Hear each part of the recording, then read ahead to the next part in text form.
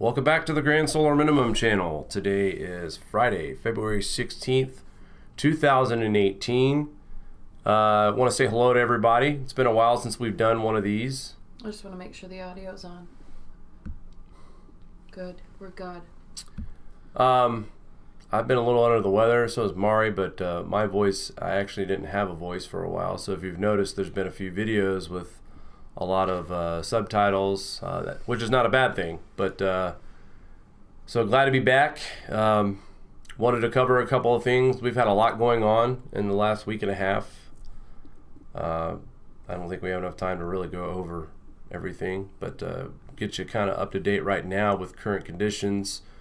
We are expecting some minor G1, G2 geomagnetic storms to hit Earth within the next 24 hours. Right now, solar wind speeds are just underneath 400 kilometers per second. Density is pretty light. Sunspot 2699 is definitely decaying and is leaving Earth facing. It's turning away on the western limb. The solar proton flux has been very weak, so that flare, that sunspot is definitely weakening and going away. Good thing there.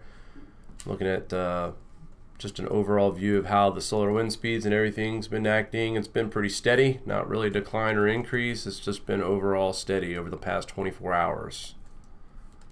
And there's that coronal hole. Now this is what we're expecting the G1 storms to come from right here, is this coronal hole. It's pretty wide. I made a mention earlier in the week when we did a video on AR 2699 and the CME that it threw out. I'd made a slight forecast that we'll see wind speeds increase from 475 to 625 kilometers per second. I'd say that's pretty accurate, just judging the size and the width of this hole. And then we've got some little coronal holes developing now as well that are coming towards Earth facing. So we could see some activity from our sun here in the next few days, space weather wise anyway. And there's a reason why we're seeing a lot of unique weather right now. And I want to go next into this quick story here about the polar vortex. I know you guys have seen tons of coverage on this, but I wanted to quickly touch base on it because this is part of the reason why we're seeing some wild weather right now.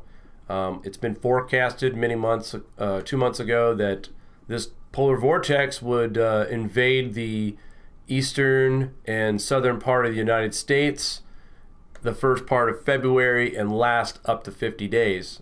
That has changed, obviously, due to sudden stratospheric warming. Again, that's a factor that really you cannot forecast. That's why it's called sudden, obviously. But the block that it's created, it split the polar vortex into two. And as I put out a video earlier in the week about the snow that we've seen so far this year, the UK and European areas are about to see some really bad cold, if not already. And the snowfall is continuing out there. So they really are taking the brunt of this polar vortex right now, and we're starting to see a pattern change as well. I wanted to point this out. This is huge because this is not what we had forecasted, where the eastern part of the United States was supposed to be cold. Now, the eastern part of the U.S. is experiencing very mild weather. We are in western New York. I can tell you right now that we're experiencing, today is 35. It's lightly snowing. Yesterday it was 47. It felt amazing outside compared to the winter that we've had. We're forecasted for highs on Monday and Tuesday of 51 and 57. That's pretty warm here in western New York in February. But as you guys can see, the pattern is flipped. The western part of the United States is now seeing the colder weather, very colder weather in the northern plains and the northwest area.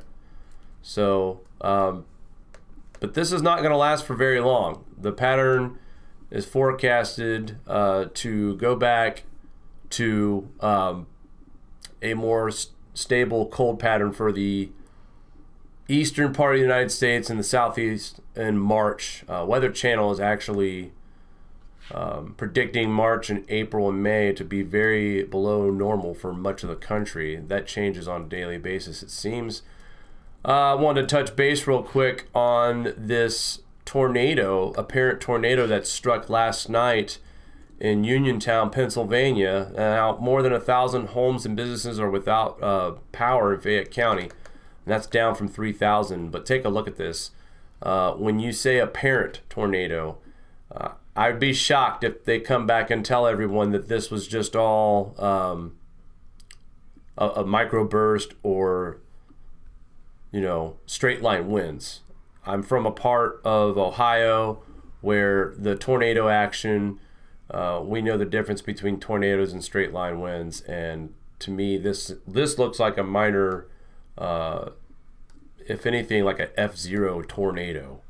So, but before I go into the next part, because I want to show everybody the forecast on the GFS, I wanted to talk really fast, and this is where I'm going to throw Mari involved here. Mari and I have been super busy on making content on our website and YouTube channel. We want to kind of up it a little bit, get the education out. I think there's a lot of confusion. A lot of people are not sure what the grand solar minimum. Some people are calling the grand solar minimum the ice age. There is a difference. So Mari and I have ramped up the content, and we are putting up blogs and videos that we made, like the tornado in northern India. Mari put up a piece that's been produced before, but has very strong messages from John Casey, the mainstream medias. This was a piece that was actually snuck out under everyone. No one saw it, I don't think, for a while, and recently it's caught fire. But it's something that I think it's important for folks to see, because the mainstream media has mentioned it. Of course, they don't talk about it anymore. But I kind of want to start making this a habit, is going through and on our webpage and kind of, because we also post headlines as far as storms around the world. Like here's February 12th, the lightning strikes 265,000 of them in a storm in New Zealand. Mari posted her interview with Matt Stein, and then she did a wonderful piece on what does the grand solar minimum mean to you. We put that up here as well. But so the reason why I wanted to talk and bring Mari into the conversation is that I noticed when doing this video here, there was very limited footage. And I'm working on an informational video right now about the Uniontown tornado and some flooding in southwestern Pennsylvania. But Mari, don't you find it interesting on how much information that you can find on a small town weather event, and then when you talk about something as rare as India, or just like the story that you covered this morning, how hard was it for you to find actual footage and information on what happened?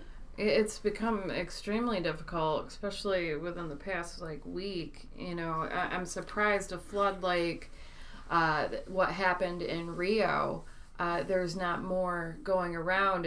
I was discussing with Jake this morning, is it possible those countries are being censored in some way, or is there a weird algorithm that is not pulling up the searches of the posts relevant? But we're doing our best to keep on top of, these weird weather events, There's a lot of them. There's a lot of them, and, it's sort of weird how they're not getting, attention. So we're just keeping our eye on it and reporting it as we see it. I don't want to sound conspiracy-ish, but I was telling a friend of mine in southwest Pennsylvania this morning that if they come back and say that this wasn't a tornado that hit in Indiana or Pennsylvania last night, it feels like that we're being censored, as if we're trying to keep the main headline. Don't want to cause any fear and panic with all of these storms, not just here in the United States, but all over the world. Everybody, I remember in 2016 when this started a little bit, the weather was just kind of regional, and now it seems like it's everywhere. It's not just here in the United States, it's not overseas, it's not in the remote areas, it's everywhere. And to see these cyclones, like you did a video this week, I did one on Gita, and then you did a follow-up one on that as well. And someone commented on this video talking about how it was heading towards New Zealand, and the region it was heading towards, it's this is going to be a strong storm for them.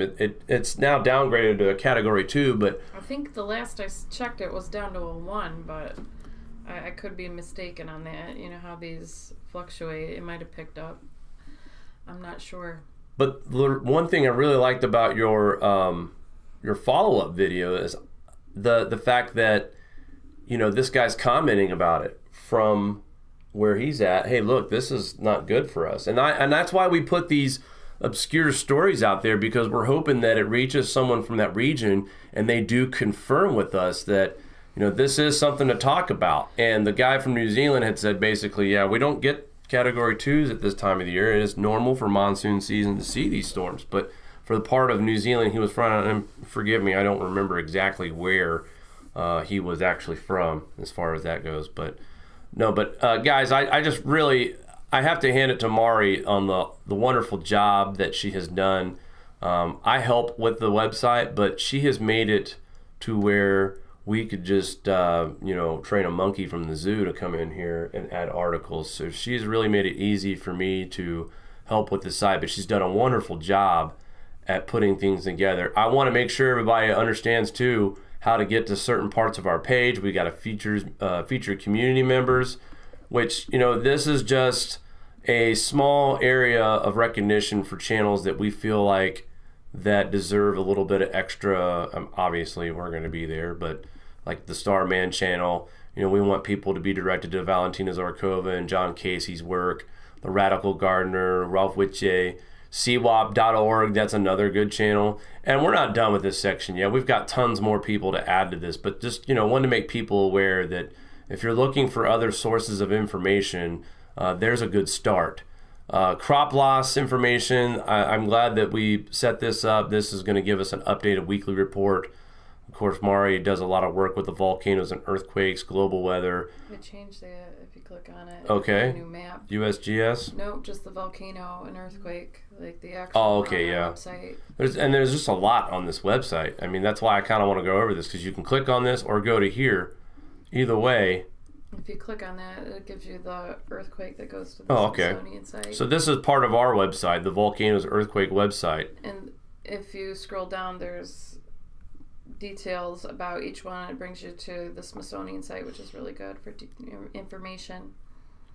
So we're just trying to show you guys the same stuff that we use to make our reports on, our videos about the Watchers.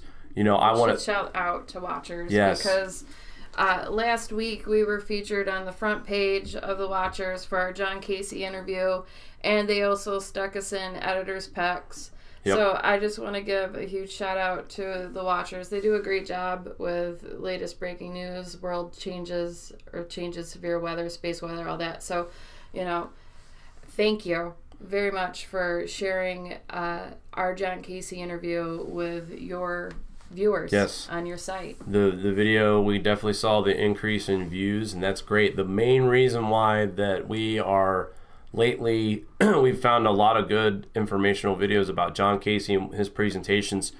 And, with what's happened to John, his focus right now in life is his health, and he wants to get back to normal more for himself and his family. And, it sounds to me as if John has retired and is now focused on his personal life, and he should. John has done amazing work. He has gotten a lot of presentations out there. So now it's our job, channels like us all over YouTube, to help spread that message with John Casey and what he's trying to tell everyone. And when I hear it coming from John's mouth, I take it a little more seriously, and it makes me a little more concerned, because we've talked to John. We've communicated with him since the stroke. We had the interview with him. John's not the kind of guy that wants to strike fear or panic into anybody. He just wants people to be prepared. And that's the one thing I like. He ends that presentation that I posted from 2012, be prepared. And, we have time to shift and adapt. We just have to be alert and be prepared. Some people think this is going to be something that's happening right away. This is slowly unfolding before our eyes. We're watching it all unfold now. So, just be smart, be prepared. And if you guys need a good website for source information all over the globe, the Watchers, in my opinion, right now is the best website put together as far as for volcanic activity. They give a report weekly. They cover more than just weather events. They cover asteroids, anything that has to do with space and weather and geological information. This channel this website is great. So I highly recommend the Watchers. I know all of you are probably already watching or already have visited the Watchers several times, and that's where you get your info. But for those of you who are new, welcome. We have seen an increase of subs since the beginning of January. Mari and I relaunched this channel with the purpose of reporting on the grand solar minimum without any conspiracy or political driven agendas, just showing you guys the information as it comes in. So we've definitely seen an increase of subs, and that's why we're also reviewing some of the older stuff to get some of these people up to speed. I know it took me, guys, we know the Grand Solar Minimum channel has been on YouTube now for about a year and a month. Mari and I started the concept on WTF Sky. We were doing it as a weekly show on that channel and dedicated a full channel now to the Grand Solar Minimum. But I tell you, this time last year, I didn't have the know-hows and the knowledge that I have now, and that's just from a year. And I can't imagine what's going to happen in 2 or 3 years. I told somebody earlier they want to do a show with us down the road, and my advice was, someday soon. The Grand Solar Minimum isn't going anywhere anytime soon, so we've got plenty of time for stuff like that, and hopefully we've got plenty of time to get people warned and prepared. I still have one more part of our Ralph interview finalized. I'll probably have that up tomorrow. Our Sasha Dobler interview I'll have out too. I'm just playing catch up. We had back-to-back interviews all in 1 week, and I just have been swamped. I've been trying to spread them out, and so I will have those out probably. They'll be trickling. The rest of them will be trickling out by next week at least. And we have a couple more interviews lined up as well, so we're very excited to provide the content. I'm busy. We're trying to find a schedule that works for everybody. Right now, it's just doing the best that we can. There's so much going on. And I wanted to go over quickly the tropical tidbits before we get out of here today. For those of you who live in Ohio, Kentucky, Tennessee, Pennsylvania, West Virginia, the East Coast, and Western New York, up into the New England area, February is going to be very, very bizarre as far as weather and precipitation. Those of you who live in Pennsylvania know that already. You're dealing with floodwaters of many other parts of the country right now as well in the Midwest. But I kind of zoomed up a little bit to the 19th of February, which is Monday. And that's when also this warm air you can see is going as far north as Western New York, all the way into the Great Lakes. And then, of course, the Northwest and the Northern Plains are going to stay cool. But this mild air is making its way through the country, and it's bringing up Gulf moisture. Now, this is something we see in the spring and early summer. But we push forward just a little bit here, and this is what I'm worried about, especially for the Ohio River, Kentucky, Tennessee, Pennsylvania, West Virginia areas the most. Check out what happens here. This is later in the day on Monday, and we go a little bit further into the 20th. That moisture moves up into the northeast. Snow on the back end. We got very cold air still in the Northern Plains and the Great Lakes area. But we're looking at this right now, and just like last night's storm, which was a lot of moisture. So here we go into Tuesday. Ohio, you guys get a little bit of a break, but by later that evening, here comes another band of rain. And you guys will be drenched once again. And look, this is almost running right along the rivers here. The yellow and orange areas that you're seeing. And what's concerning me is how these are slow-moving storms. So by the 22nd, so from the 19th to the 22nd, we're going to see rain in the same areas over and over again. And then another system picks back up by the 23rd. And again, the same areas, Kentucky, Ohio, West Virginia.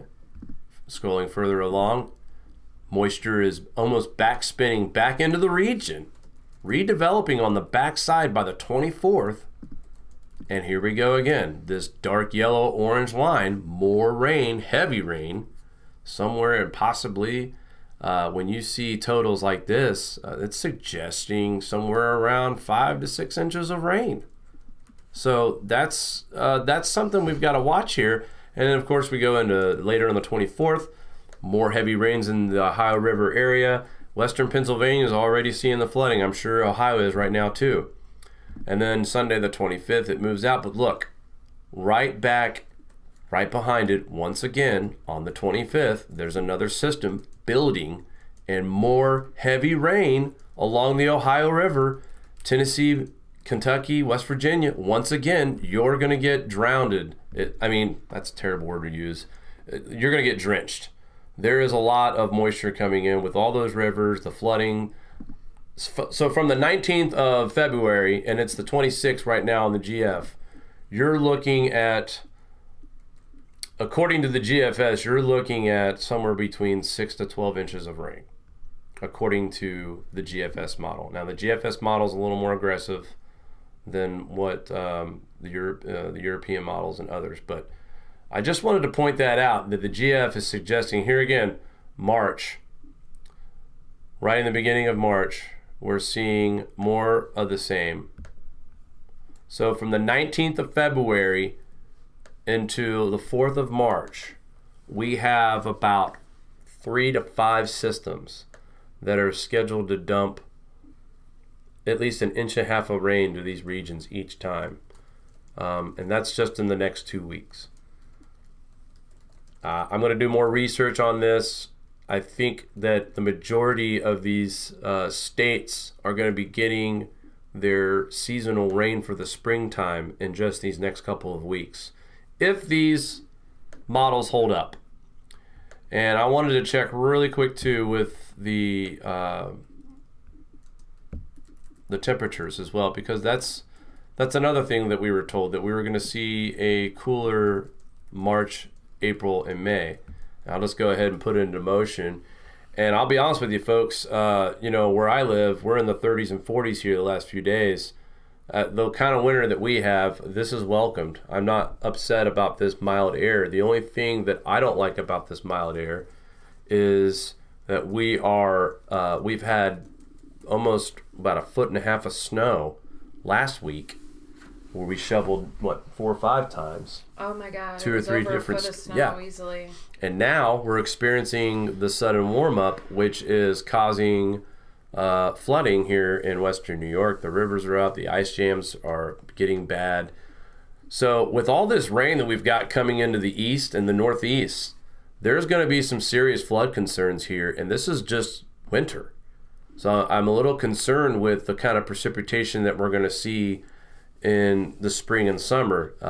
Last spring was very wet up here, and also the summer I thought we had a lot of rain, especially in September. So there's a lot to keep our eyes on as far as the United States goes. I didn't even really cover everyone across seas, so maybe I should go ahead and... We have someone in France that was inquiring how the polar vortex would affect people in France.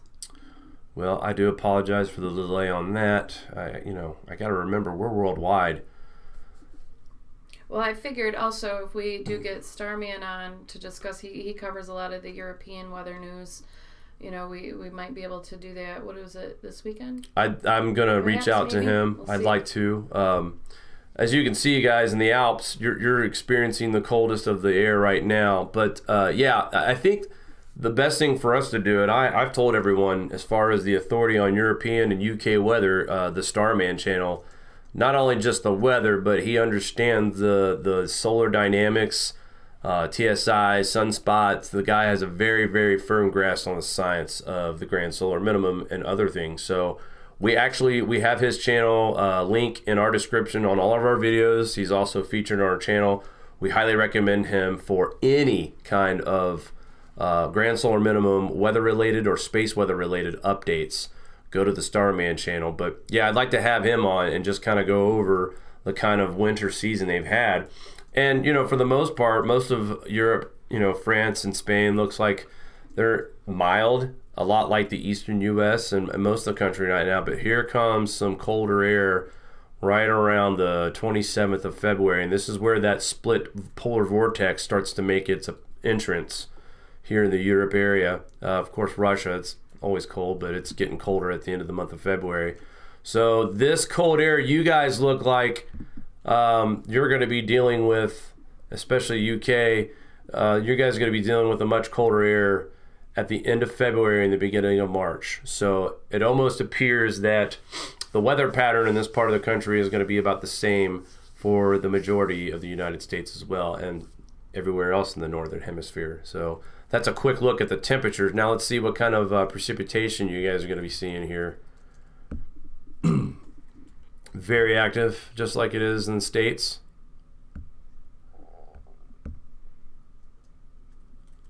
Lots of precipitation again in France, southeast France. The Alps getting hit again with more snow. Like it's been an incredible year for snowfall out there. Looks like you guys get a little bit of lull here in the precipitation for the most part in the region on the 23rd of February, right before your coldest air starts working its way in. And then by the 25th, 26th, we start to see some more snow developing in Italy. There we go. So yeah, right about the beginning of March, you guys are going to be saying hello to winter once again. Tons of precipitation. Colder air definitely moving into the region will stick around for March. So it looks like we need to stay prepared and aware. Keep our eyes open, guys, because normally right about this time of the year, we start seeing things kind of winding down for winter and signs of spring starting to pop up a little bit, sunnier days and a little bit warmer temperatures. But right now, I think our climate is telling us that it's going to do what it wants with everything that's going on. The polar vortex, though, this is the main reason why we're seeing the wild weather. This entire system up here is controlling the jet streams, and this is what makes forecasting weather tricky for meteorologists, most of them anyway. Some of them don't even try, but the ones that do try, it's things like this where you don't account for it that changes things a little bit. So again, much welcomed milder air here in the east and northeast area. I know some of you were sitting in the 60s and 70s on the East Coast. If you like winter, though, hang on a couple weeks. Beginning of March, we should start seeing colder weather and snowier. And it definitely looks like we're going to get plenty of rain and snow here in the next several weeks to come. Mari, did you have anything you wanted to add before we take off? Oh, we just have, like a global warmer saying the polar bears are dying and all that, which is proven to be completely false. And I will actually post some papers that I have gathered on the whole polar bear conspiracy. I believe actually I saw a video recently. It broke it down all the way to how the polar bears subliminally got in people's started pulling their heartstrings with the Coca-Cola commercials, and that's when all that stuff sort of trickled. Like now with the global warming stuff, people are like, oh, these cute little puffy white polar bears are dying, when in fact it's just a part of a natural cycle, and they aren't dying. That's a straight up lie put out by the biased half. And there is plenty of proof that shows that, so I will share that on our website, or perhaps make a video about it, or share the video that I saw that goes over it. So yeah, we had a little AGW troll in the chat. So well, you know how that goes. The best thing, and I've always believed this too, our work speaks for itself. When it comes to people that want to disagree with us, the only reason why that people come in to disagree with what we're putting up on this channel is that the global warming side is panicking. They're reeling back. They're desperate, and they're doing their best to try to. They can't even call it global warming now. It's called climate change. Sure. So it's all BS. But yeah, like I said, our work speaks for itself. But yeah, that is something that you should address, because a lot of people are claiming that the polar bears are dying due to global warming. And once again, folks, I put a video out a month ago about how this isn't even really the official beginning of the grand solar minimum. Solar cycle 25 officially kicks it off, and we're already seeing the most bizarre weather that I've seen in my 40 years of my life. So many more people are stepping forward too about how the globe is cooling and not warming anymore. So it'll be an interesting couple of years to witness. What an amazing time to be alive. But also tell you this too, folks. The proof is coming out daily. Scientists, mainstream media. Mari put up a video mentioning a guy over in Australia talking about how we are going to be facing mini ice age conditions in the coming decades. So, well, the proof is slowly but surely. These scientific papers all correlate with each other, and if you stack them all on top of each other and look at the data, everything points to Maunder minimum conditions. Yep. All right, guys, that's going to do it for us today. Thank you for tuning in to the Grand Solar Minimum. Please check back with us, like and share our videos. Get some of this stuff out to your friends. Show it off. There's a lot of good information, especially these John Casey videos. We'll talk soon.